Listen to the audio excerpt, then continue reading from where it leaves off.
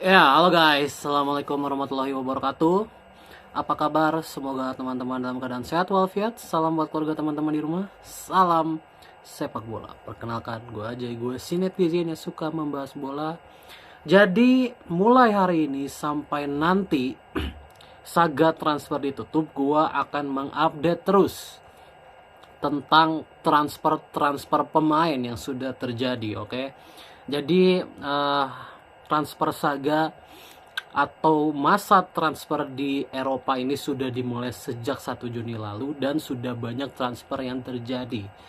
Jadi di video kali ini mari kita rangkum ya saga-saga transfer apa yang sudah terjadi di Eropa saat ini. Oke. Kita mulai dari Inggris dulu. Ya, saga transfer yang terjadi di Inggris adalah yang pertama tentu saja dari Manchester City yang berhasil mendatangkan gelandang terbaik di Belanda saat ini, yaitu Tijani Reinders dari AC Milan ya. Kalau nggak salah harganya sekitar 60 juta ya. Harganya sekitar 60 juta berhasil mendatangkan Tijani Reinders. Dan namun Manchester City juga kehilangan salah satu ikonnya, yaitu Kevin De Bruyne yang pergi gratis ke Napoli. Jadi bisa gue bilang Tijani mungkin akan menggantikan perannya De Bruyne. Pertanyaannya, apakah bisa Tijani ini menggantikan perannya De Bruyne? Kalau menurut gue pribadi tidak akan bisa. Kenapa? Karena Tijani ini dengan Kevin De Bruyne punya tipikal yang berbeda. Kalau bicara kreativitas, De Bruyne jauh lebih kreatif dibanding Tijani. Tapi secara eksplosivitas Tijani lebih bagus dibanding Kevin De Bruyne. Jadi plus minusnya seperti itu ya. Jadi kalau Kevin De Bruyne itu bisa dimaksimalkan sebagai attacking playmaker, kalau Tijani Reinders itu bisa dimaksimalkan sebagai attacking midfield tapi box to box.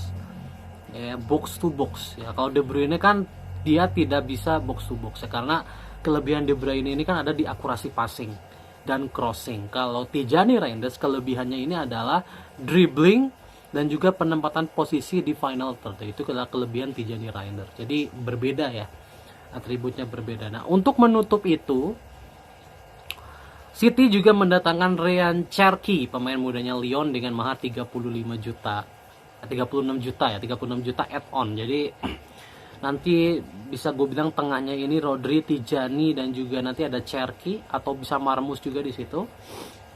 Jadi nanti akan baru semua. Nah, pertanyaannya adalah City juga kan belepotan di belakang ya. City kan mendatangkan Aït-Nouri, tapi Aït-Nouri ini adalah posisinya back kiri. Berarti Guardiola mungkin akan menjadi back tengah setelah ini ya.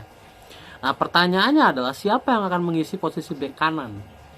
Karena nggak mungkin pakai center back terus kan, nggak mungkin pakai Matheus Nunes terus kan, terbukti Matheus Nunes jelek kan, dan dia memang bukan back kanan murni. Jadi siapa yang akan mengisi posisi bek kanan ini masih ada 2 bulan lagi ya sebelum transfer ditutup, jadi kita tunggu.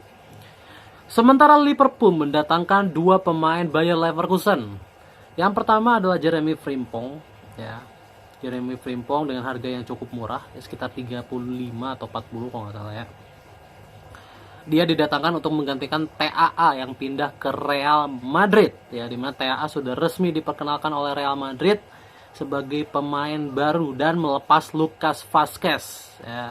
Berarti nanti mewah sekali ya Carvajal dan TAA nanti di Real Madrid ya. Kemudian yang paling menyebalkan ya, gue kan fans Liverpool ya, gue tuh nggak pernah melihat Liverpool membeli pemain yang overpriced. Tapi Liverpool akhirnya mendatangkan pemain yang overpriced, yaitu Florian Wirtz, yang akhirnya klubnya sepakat untuk melepasnya ke Liverpool dengan mahar yang tidak main-main, 150 juta euro.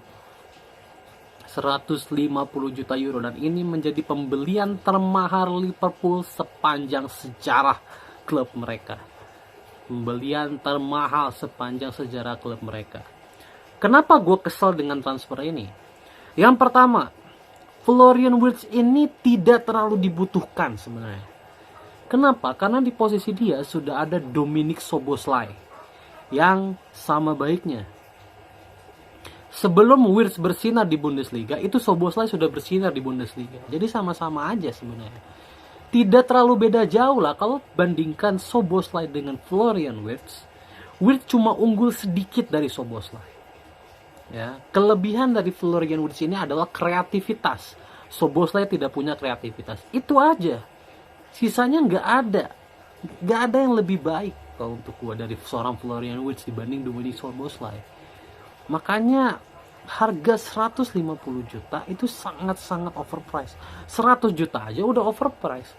Harga seorang Bellingham aja cuma 100 juta. Ini 150 juta. Bellingham yang unggul segala-galanya dari Florian Wirtz cuma 100 juta. Yang gue heran dari Liverpool, kenapa dulu nggak ngambil Bellingham aja? Kan dulu Bellingham udah mau membela Liverpool karena ada TAA waktu itu di dalamnya yang ibaratnya mengundang Bellingham untuk datang ke Liverpool. Gak mau ngambil Bellingham 100 juta, tapi mau ambil Caicedo 120 juta. Sekarang mau ambil Wirtz 150 juta. Ini otaknya boardnya Liverpool ini di mana sih? Bingung gue. Kok padahal Bellingham itu superstar loh. Kapan lagi kita punya attacking midfield segila Bellingham? Bisa dimainin di mana-mana Bellingham, di tengah, di kanan, di kiri, di striker. Ya bisa ditaruh di tengah juga. Jadi gue cukup sebal dengan transfer ini, terus terang aja. Makanya aduh, gue nggak tahu ya Wirtz ini akan dipasang di mana, atau akan mengorbankan Szoboszlai mungkin ya. Szoboszlai akan ditaruh di bangku cadangan. Memang ini membuat lini tengah kita menjadi lebih gemuk. Kita kan punya Gravenberch, kita punya McAllister, kita punya Wirtz, sekarang kita punya Szoboszlai. Belum ada Curtis Jones dan Harvey Elliott ya. Kalau Curtis Jones dan Harvey Elliott mungkin cuma untuk mengisi untuk mengisi jatah pemain Inggris yang memang harus ada di situ ya. Tapi 150 juta untuk gue terlalu gila ya. Terlalu gila terus terang. Jadi ini salah satu pembelian terburuk untuk gue dari Liverpool. Salah satu keputusan terburuk lah. Kenapa nggak ngambil Ryan Cherki aja kalau cuma untuk sekedar pelapis gitu ya. Kalau kalian pikir Wirtz bisa ditaruh di striker, untuk gue nggak bisa Wirtz ditaruh di striker.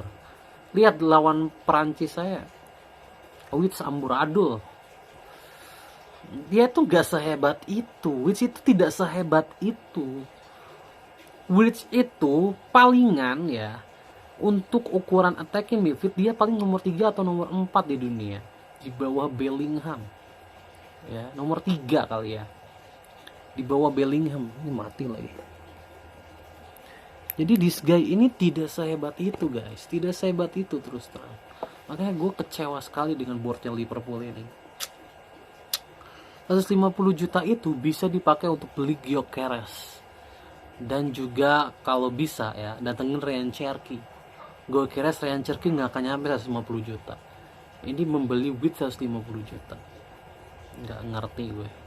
Ya itu salah satu transfer yang worth sekali lagi dari Liverpool. Dan kalau bicara transfer lagi,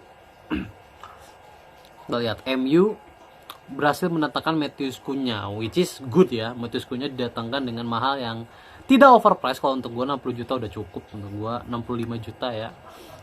Cunha menurut gue akan menjadi solusi jangka pendek untuk Manchester United ke depannya. Karena Cunha ini punya kecepatan, punya visi, dan juga punya insting. Dan bisa menjadi salah satu solusi kalau Manchester United ini mandat lini depannya.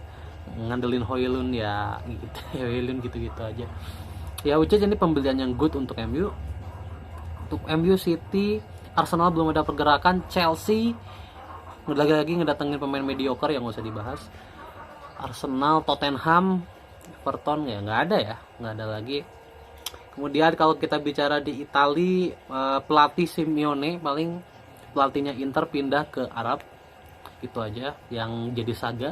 Di Real Madrid tentu saja kedatangan TAA dan Dan Huijsen ya dari Liverpool dan Bournemouth. Ini akan menambah lagi power pemain di Real Madrid ya. Dan menurut gue Real Madrid masih butuh satu gelandang kreatif ya. Kita lihat TAA ini akan difungsikan jadi pemain tengah, atau TAA ini akan difungsikan sebagai bek kanan ya. Dan untuk Barcelona belum ada saga yang menarik ya, belum ada saga yang menarik. Kalau di Jerman Jonathan Tah pindah ke Bayern Munchen. Itu aja dari saga transfer di hari ini. See you di saga transfer berikutnya.